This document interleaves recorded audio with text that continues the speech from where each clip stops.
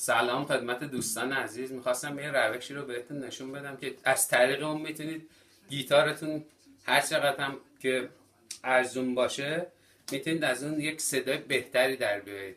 بهتون قول میدم صدای گیتارتون حداقل 40 تا 50% بلندتر میشه. این دوتا سوراخ رو میبینید دوستان عزیز که در انگلیسی بهش ساوند پورت گفته میشه. شما میتونید با یه دونه مته اگه در اختیار داشته باشید و یک اینا که گرد میبرن چوبو، راحت میتونید دو تا سوراخ ایجاد کنید، بعد با سنباده دورشو قشنگ بگیرید و لاک هم بزنید روش. اگه لاک در اختیار نداشته باشید میتونید از لاک های بیرنگ ناخن استفاده کنید.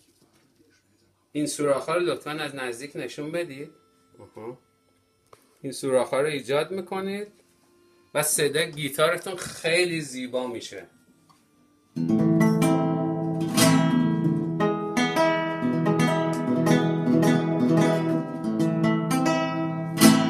یه احتیاج نیست برید گیتار رو زیاد گرونم بخرید. البته اگه پول داشتید میتونید بخرید. این برای کسایی مثل منه که نمیتونن گیتاره خیلی گرون داشته باشن.